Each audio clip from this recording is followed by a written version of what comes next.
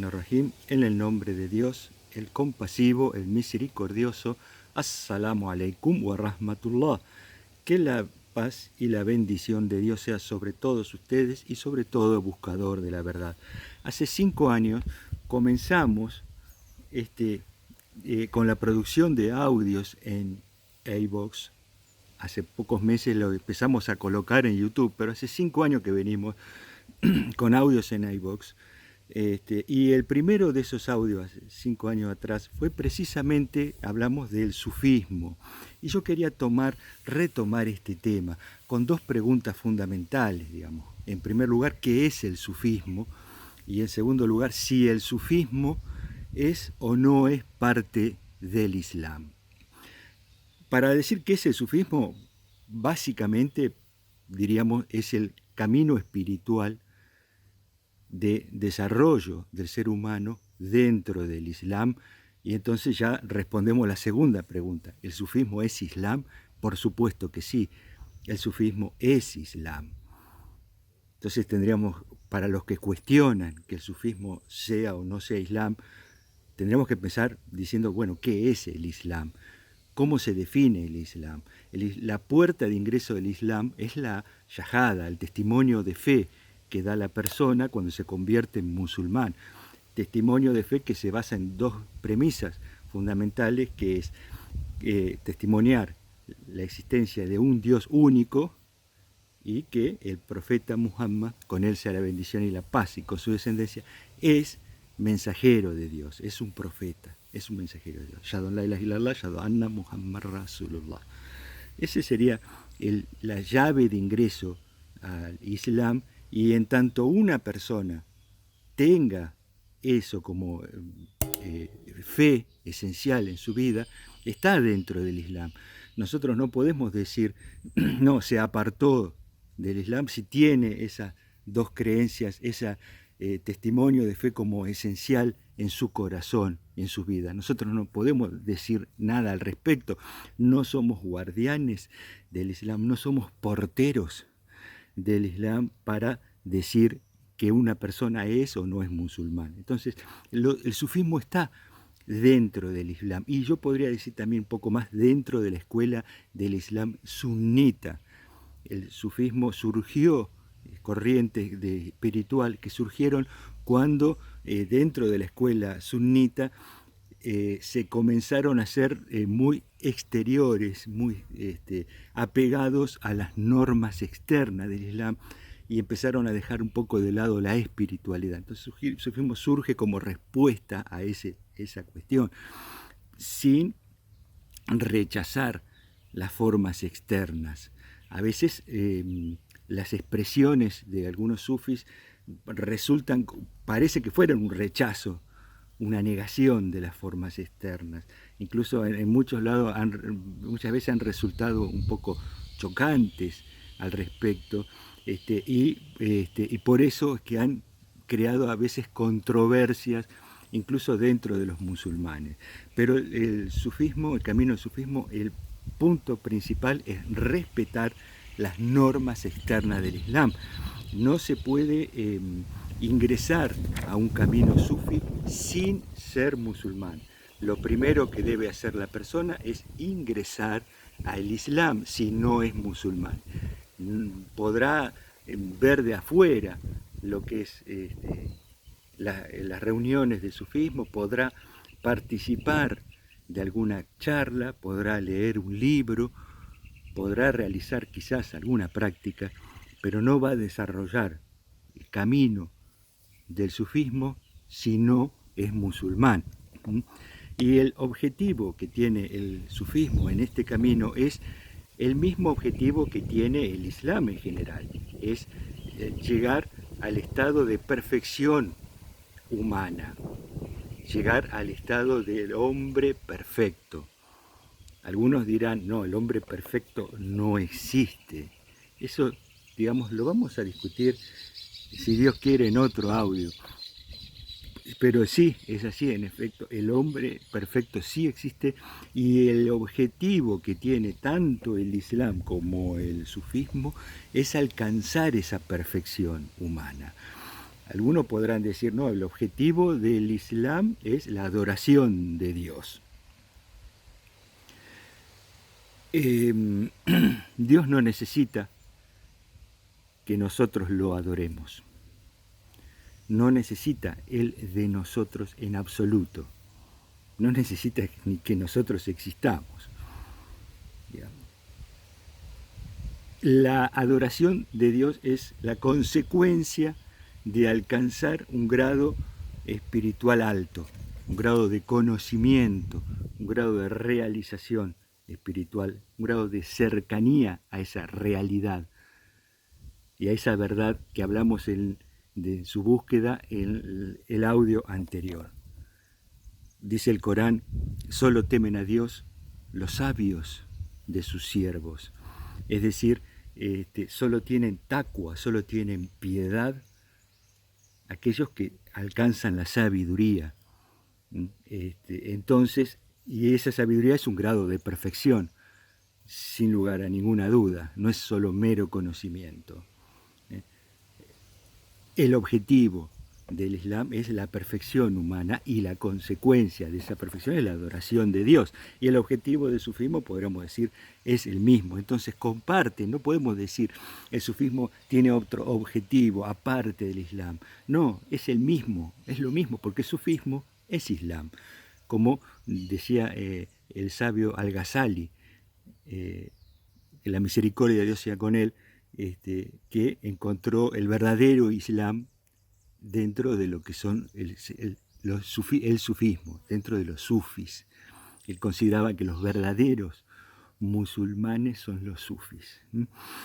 El sufismo lo podemos definir, ya definimos una parte que es un camino espiritual dentro de la escuela sunita del Islam, es decir, para seguir el sufismo hay que adherir primero al Islam y esto implica realizar todas las creencias y todas las prácticas, por lo menos lo más elemental, las prácticas del Islam, el rezo, el ayuno, no comer cerdo, no beber bebidas alcohólicas, las prácticas básicas, elementales, por lo menos del Islam.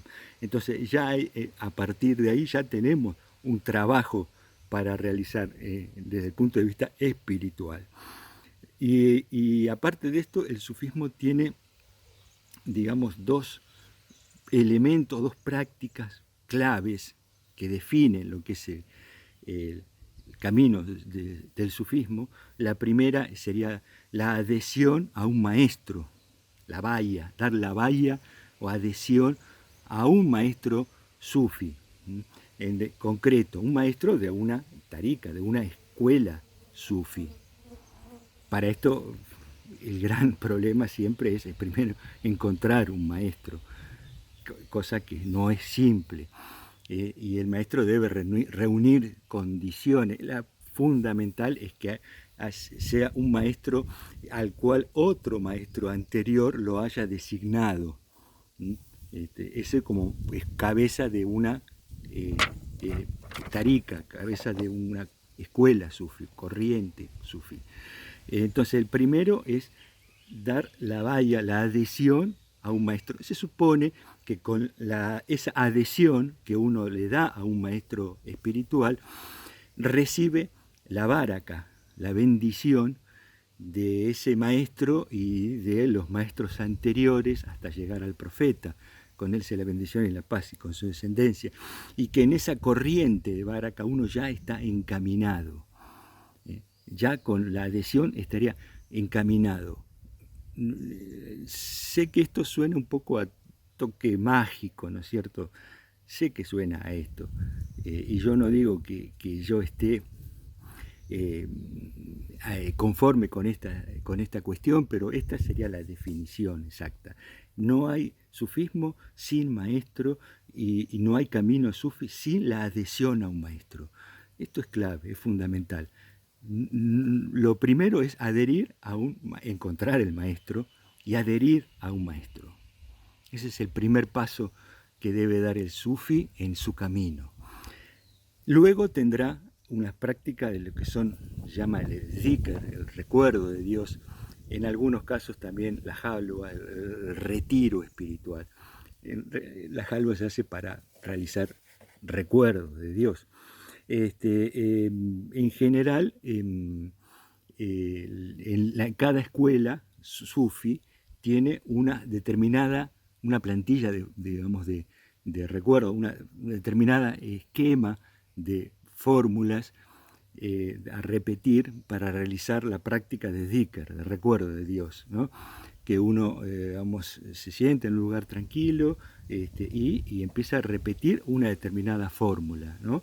La ilaha illallah, la ilaha illallah, no hay Dios sino Dios, por ejemplo, o la bendición al profeta Muhammad, o el pedido de perdón, astaghfirullah, astaghfirullah, astaghfirullah, y lo repite determinada cantidad de veces, 100 veces, 500 veces, 1000 veces, lo repite determinada cantidad de veces, y en el medio por ahí se van mezclando súplicas o se van mezclando aleyas del Corán que uno va reflexionando sobre las mismas al respecto.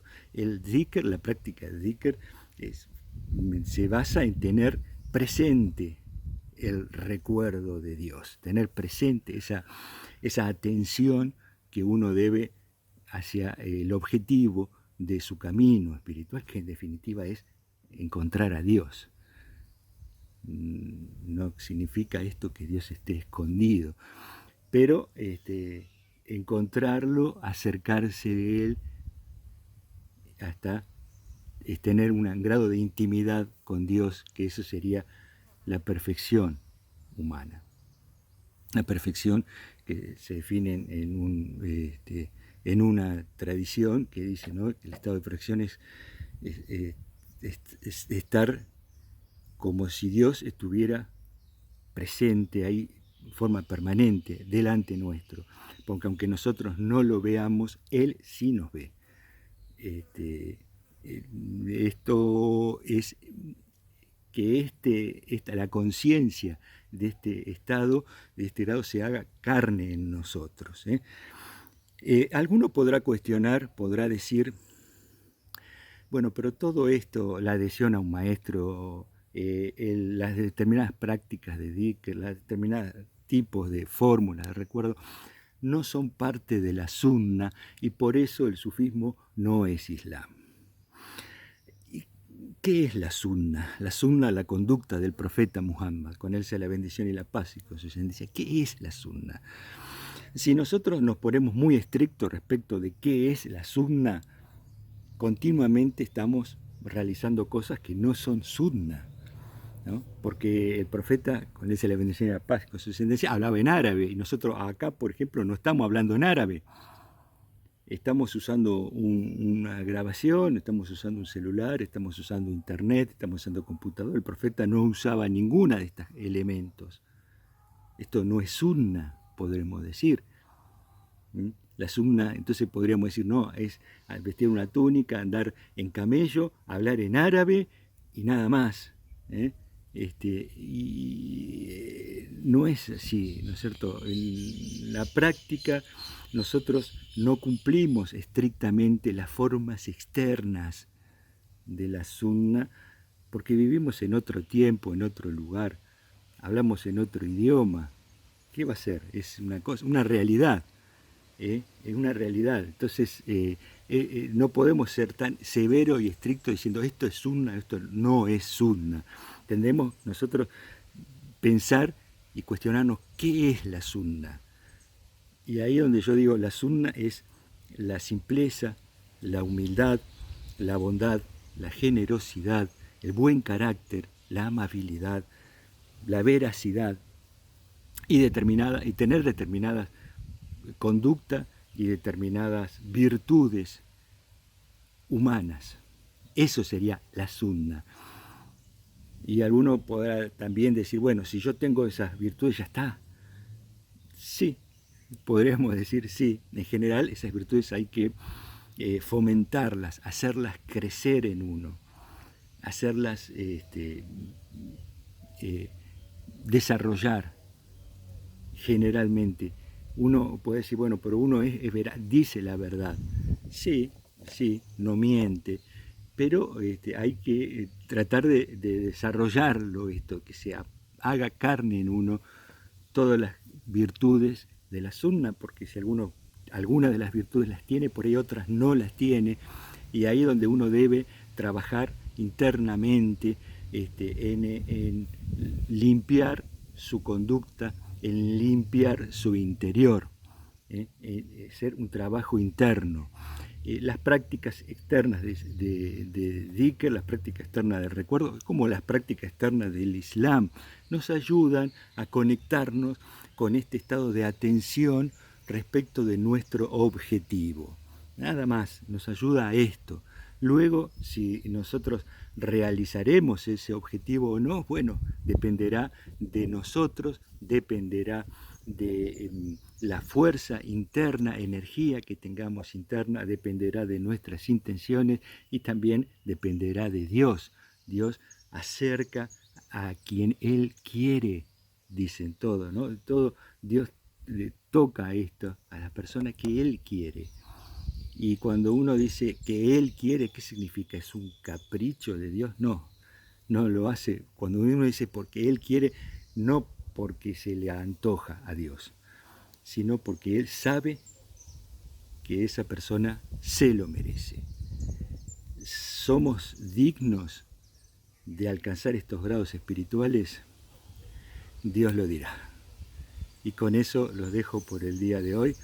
Mi nombre es Abdallah Yusuf, mi nombre civil es Néstor Pagano. Me pueden encontrar en Facebook. Este programa se llama El Pabilo. Si les gustó, pongan pulgar para arriba y nos veremos, si Dios quiere, en los próximos, hablando de ese tema que dejé pendiente, la existencia del estado de perfección humana. Nos vemos, inshallah. Assalamu alaikum wa rahmatullah wa barakatuh.